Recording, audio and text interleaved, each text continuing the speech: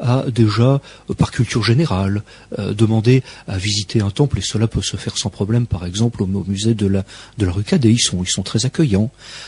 S'est aperçu qu'il existe une étoile flamboyante qui est au-dessus du plateau du Vénérable. Or, pour tracer une étoile, il faut bel et bien connaître le nombre d'or, c'est-à-dire qu'il faut aller au-delà de la simple manipulation de l'équerre et du compas et de se lancer dans un schéma géométrique qui va permettre de construire cette étoile régulière, ce pentagramme qui devient de la sorte l'emblème de la société. Et ce qu'il faut savoir en l'espèce, c'est que ceci a commencé dès le VIe siècle avant Jésus-Christ avec les sectes néo-pythagoriciennes qui se sont installées à Crotone et à Métaponte, et que les querelles relatives au tracé de l'étoile ont eu des conséquences dans tous les domaines, fameux domaines dont j'ai énuméré quelques-uns tout à l'heure qui sont l'éthique, la morale et la théologie, mais je devrais aussi ajouter, depuis que la chose existe après Platon, la politique. Et de ce fait, la politique aujourd'hui s'est emparée de l'étoile et dans des buts qui me semblent fort peu avouables. Vous comprenez maintenant pourquoi votre présence était indispensable dans cette émission qui s'appelle Plus près des étoiles. Indispensable, je ne sais pas. Si. Permettez-moi de garder une certaine distance par rapport à votre compliment qui me fait rougir. Dieu merci, le micro permet de masquer cela. Mais si nous pouvons au moins attirer l'attention de nos auditeurs sur les extraordinaires dimensions et les développements inattendus auxquels conduit le nombre d'or, eh bien, nous n'aurons pas perdu notre temps ce soir et surtout nous ne l'aurons pas fait perdre à eux. Je donne un exemple parmi tant d'autres. Celui-ci procède plus de l'allégorie que de la symbolique initiatique, mais peut-être est-ce plus facile à comprendre. Considérons par exemple dans la métaphysique chrétienne que certaines lettres de l'alphabet ont servi à désigner de quel alphabet parlez-vous? Données. Je parle de l'alphabet grec. D'accord. Citons de mémoire, à défaut de le faire au mot à mot, une citation extraite de Joseph de Maistre dans les soirées de Saint-Pétersbourg, où le comte et le sénateur devisent gaiement, et l'un dit à l'autre, en somme, nous sommes catholiques tous les deux, puisque nous sommes romains, et son interlocuteur lui répond en substance, bien sûr parce que nous sommes grecs de pensée, d'âme et de référence. Ce n'est pas la citation exacte de Saint-Pétersbourg. Je recommande à nos auditeurs de se plonger dans la lecture des soirées. Ils vont se délecter. C'est peut-être un petit peu plus facile à suivre qu'un traité sur le nombre d'or. Quoi qu'il en soit, voyons à quoi ressemble l'iconologie chrétienne et nous nous apercevons que pour désigner l'ensemble de la connaissance, de la gnose totale, il faut aller de l'alpha à l'oméga. Autrement dit, du A à Z, même si c'est un A et un O, mais ceci est une autre affaire puisque c'est l'alphabet grec. Et cet alpha et cet oméga représentent l'ensemble de la connaissance divine qui nous est offerte si nous consentons à nous plier à certaines propositions qui sont des articles de foi. Et en cours de route, nous rencontrons une superposition fabuleuse qui est le qui et le rho en majuscule, dont la superposition donne le dessin du chrisme. Ce chrisme, eh bien, imaginons un sigle d'ambulance avec cette étoile à 6 pointes sur lequel il y aurait un P majuscule pour nos auditeurs qui ne verraient pas tout à fait ce qu'est un chrisme. Et tout d'un coup, nous nous apercevons que le qui, le rho, l'alpha et l'oméga ne sont pas les seuls points de référence de notre civilisation. Nous rencontrons en cours de route le pi et le phi. Alors le pi, tout le monde connaît. Tout le monde connaît parce que c'est l'une des premières choses que l'institutrice nous a appris à l'école communale pour tracer le 3-14, c'est absolument nécessaire. Et si nous regardons autour de nous... 116, ne pas oublier le 116. Ah oui. Merci infiniment, Jean-Claude.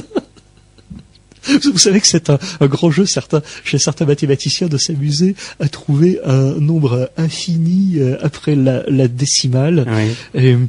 Mais merci pour le 3-14-116. Quoi qu'il en soit, nos auditeurs savent très bien que s'ils ouvrent les yeux autour d'eux, il n'y a pas un seul endroit dans la civilisation dans laquelle nous vivons, dans lequel il n'y ait pas au moins un cercle. Nous vivons dans la civilisation de la roue. Les Mayas avaient échappé à ça, mais la roue chez nous est omniprésente, de la tasse à café jusqu'à la roue de voiture, en passant par le cercle de l'horloge ou un abat-jour. Ou les écouteurs que vous avez sur les oreilles. Absolument. Qui nous donne une tête de Mickey inventée par un néo-pythagoricien qui s'appelait Walt Disney. Mais on retrouve le cercle dans les mantras. Bien entendu. Et si nous observons notre environnement d'un peu plus près, nous apercevons qu'il y a aussi des étoiles pentagrammiques. Elles sont également omniprésentes, mais beaucoup plus discrètes que les cercles, ce qui signifie que le pi fait partie de notre quotidien. Regardez, je viens de lever un combiné téléphonique, et l'étoile, je la retrouve. Bien entendu. On la retrouve partout, sur tous les claviers d'ordinateur. Elle est incontournable et consubstantielle de notre civilisation. Seulement voilà, certaines personnes ont voulu en faire autre chose qu'un instrument élémentaire ou quotidien. Ils ont voulu en faire un emblème et, au-delà de l'emblème, créer des dogmes utopiques qui nous infligent et qui conduisent à de très nombreuses catastrophes dont il serait vain de faire l'inventaire depuis le 7e siècle avant Jésus-Christ, mais au débit desquels nous pourrions par exemple citer les guerres mondiales qui ont ravagé le 20e siècle. Images, photos dans ce livre, c'est assez rare pour être souligné. Il y a peu de livres où il y a des photos qui permettent de mieux visualiser, de mieux comprendre le texte. Mais je vois la dernière page, ces avions de l'US Air Force. C'est terrible. Avec cette... Mais dites.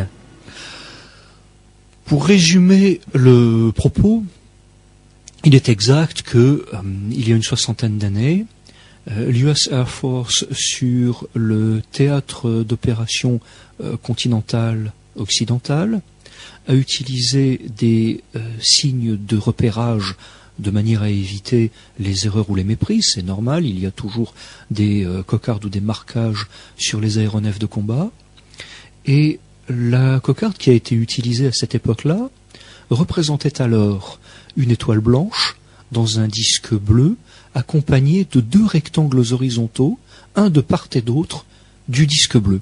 Et tous nos auditeurs connaissent cela, tous ceux qui ont vu des productions d'Hollywood représentant cette époque le savent. Bref, c'est un sigle qui est universellement connu, ce qui signifie que je n'ai pas eu l'ambition de présenter une information inédite dans l'ouvrage.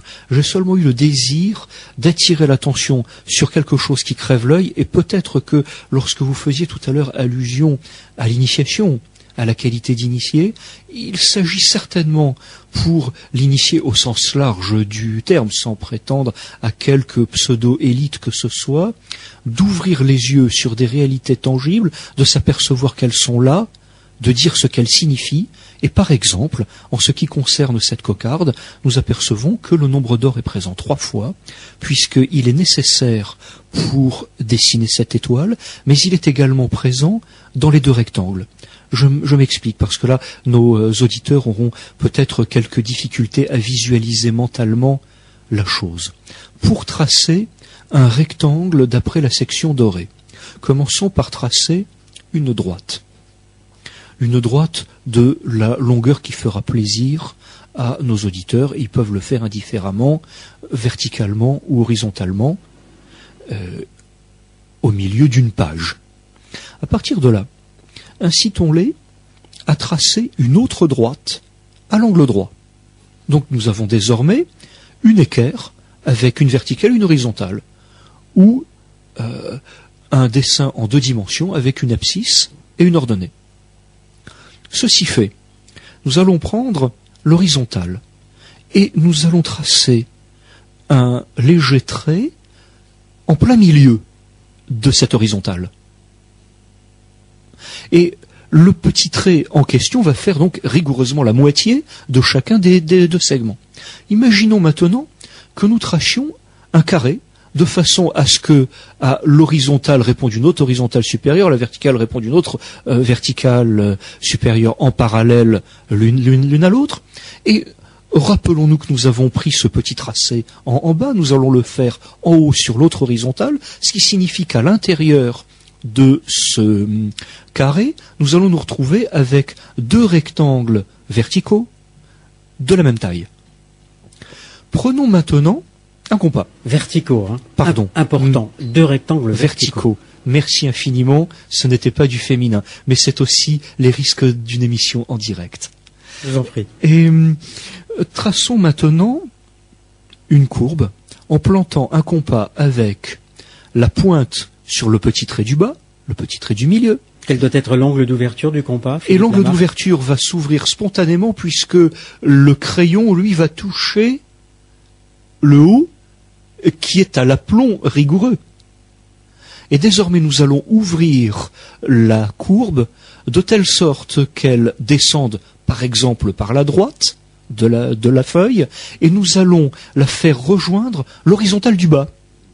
Ce que j'appelle l'horizontale du bas, c'est la première sur laquelle nous avions tracé ce petit trait. Et au moment où la courbe rencontre l'horizontale du bas, un autre trait, une autre intersection se forme. À partir de cette intersection, nous allons achever le rectangle d'eau. Voilà, ça y est, c'est presque terminé.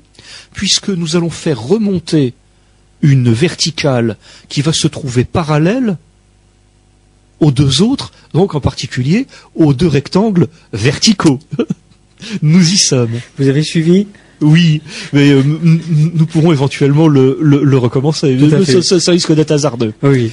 Et une fois que cette verticale rejoint l'horizontale du haut, nous fermons tout simplement un rectangle qui correspond à la proportion dorée. Est-il réellement fermé, ce rectangle? Non, il ne l'est jamais. Mais ceci pour d'autres raisons. Ce sont des raisons spirituelles et non des raisons matérielles. Parce que ce vers quoi il ouvre, c'est la construction intérieure d'une spirale, la construction extérieure d'une autre spirale, et la construction des proportions d'une étoile à partir de la diagonale qui traverse le dit rectangle. Alors j'ai dit ça très rapidement et tout le monde est largué. Alors je reviens un tout petit peu en arrière sur ces 3 points. S'il vous plaît. Considérons que lorsque nous avons tracé les figures intérieures de ce rectangle qui ont permis de le tracer à l'horizontale, nous avons laissé des courbes et des droites qui sont des sortes de points de repère. Et à partir de ces points de repère, je ne me lancerai pas verbalement au micro dans une autre description trop complexe, parce que ce serait vraiment impossible, mais grâce à ces points de repères intérieurs, il est possible de tracer une spirale dite pythagoricienne qui va donner la respiration intérieure de ce rectangle, alors même que si nous gommons tout ce qu'il y a comme point de repère dedans, nous l'occultons, nous le cachons, c'est un cachet montré. C'est ce que les héraldistes appellent un cachet montré. Et vous avez commis 1 ou 2 livres sur le héraldisme, il me semble. Oui, plusieurs. Hein, plusieurs? Oui.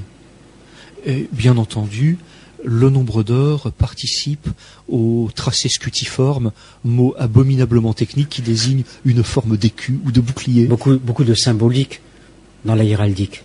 Il n'y a que ça. Il n'y a que ça, oui. On est d'accord. C'est le domaine par excellence de l'héraldique, puisque l'héraldique se trouve à mi-chemin entre la figuration qu'elle refuse et la représentation objective qu'elle dédaigne parce que elle est périssable, et il s'agit de tracer des archétypes, lesquels sont les points de repère de notre civilisation.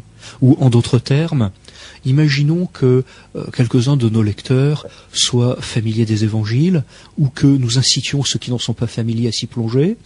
Ils vont tout d'un coup retrouver des formes, des couleurs, des animaux réels, des animaux imaginaires, toutes sortes de décors qui font partie des paraboles. Et ces paraboles, en araméen, s'appellent des rukim. C'est impossible à traduire. Essayons tout de même une petite traduction du mot araméen rukim. Cela voudrait dire parabole divine, incompréhensible à l'esprit humain, complètement bouché, mais qui, grâce à une petite légende dont le Christ est l'animateur ou l'initiateur, il est possible, par quelques propos simples et une mise en scène encore plus simple, d'illustrer cette sagesse éternelle et ces lois divines qui nous sont décidément inaccessibles. Et le propre de la science héraldique, de l'art du blason, consiste à mettre en scène quelques-uns des éléments de ces rukim de manière à évoquer telle ou telle facette des paraboles, alors que nos auditeurs ne s'effraient pas de l'araméen, puisqu'ils parlent comme tout le monde 7 mots d'araméen. Élie, Élie, lamar sabachthani. Mon Dieu, Élie, Élie, pourquoi m'as-tu abandonné? Les 7 derniers mots, les 7 dernières paroles du Christ sur la croix. Vous ne nous quittez pas encore, hein, Philippe Lamarck? Non, Dieu merci, puisque je suis assis, il y a quand même un 8e mot d'araméen que l'on trouve aisément dans le Nouveau Testament, qui est raka, qui est tête creuse, et je crains d'en faire partie. Phidias, sculpteur grec, 500 ans avant Jésus-Christ. Oui. Phidias, le nom, sculpteur. Phidias avait déjà mis en exergue le nombre d'or, il l'avait mis au point. Et qui a commencé le premier? Ah, voilà 3 questions en une. Je vous en prie. Essayons de les voir une à une et pas forcément dans le bon ordre. Pas forcément dans l'ordre. Commençons par de l'étymologie. Je ne me livrerai pas à l'exercice hasardeux consistant à aller pêcher des images dans le nom parlant de Phidias. Lorsque je parle de nom parlant, c'est au sens héraldique du terme, comme il y a des armoiries parlantes. Bon, il est certain que s'il s'appelle Phi et qu'ensuite il y a dias qui a la racine dia grec qui signifie la coupure horizontale, comme un diaphragme, puisque c'est la même étymologie. Il n'est pas impossible qu'il y ait eu un lien avec cela, ce qui signifierait que Phidias est plus un pseudonyme d'artiste qu'un nom de naissance. Mais là aussi, c'est un terrain sur lequel je ne me hasarderai pas. Je serais peut-être un peu moins prudent si je fais référence à l'élément politique qui est la... Je voudrais revenir sur Phidias. Oui. C'est quand même lui, Athéna. Mais vous me devancez, c'est une merveille. Athéna que l'on a retrouvé au Parthénon. Absolument. Et nous sommes en plein dans le nombre d'or. Mais c'est un vrai bonheur. Je me mets en recul. Que vous m'ayez apostrophé de la sorte, parce que vous dites avec beaucoup plus de simplicité et de laconisme ce que je m'apprêtais à développer, mais puisque vous m'en donnez la permission, je vais apporter de l'eau à votre moulin, c'est un vrai plaisir. Il est certain que Phidias a participé à ce grand chantier, lequel grand chantier mérite d'être replacé dans son contexte, qui est celui d'un hold-up. Une chose effrayante, un vol commis par Périclès. Mais avant d'en arriver à cette affaire abominable digne d'un thriller américain, il faudrait essayer de replacer aussi Phidias dans son propre contexte artistique et scientifique.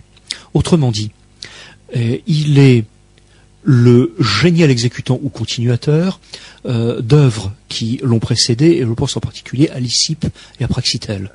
Or, nos auditeurs ont tous entendu parler des proportions divines introduites dans le corps humain et que l'on essaie, à force de quelques arguties de géométrie qui ne sont pas toujours très recevables, mais qui sont tout de même intéressantes pour une compréhension générale, de déterminer, par exemple, dans un cas, qu'un corps humain doit faire l'équivalent de 7 têtes de haut mises les unes au-dessus des autres, en d'autres cas 8 têtes, et puis l'on rapporte les mêmes proportions avec la figure humaine, où il est question, pour la beauté parfaite, d'avoir une hauteur rigoureusement exacte entre la racine des cheveux et l'arcade sourcilière, entre l'arcade sourcilière et la base du nez, entre la base du nez et la base du menton, entre l'arcade sourcilière et les yeux de part et d'autre, et qu'il convient également d'avoir une largeur d'œil rigoureusement exacte entre chacun des deux yeux. Enfin bon, nous pourrions multiplier les exemples des canons de beauté selon Lysippe et selon Praxitèle avec les différences entre les deux, ce qui compte beaucoup plus par rapport à la question que vous venez de poser, c'est comment Phidias est devenu l'instrument d'une politique culturelle et plus encore d'une métapolitique sur laquelle j'aimerais attirer l'attention de nos auditeurs.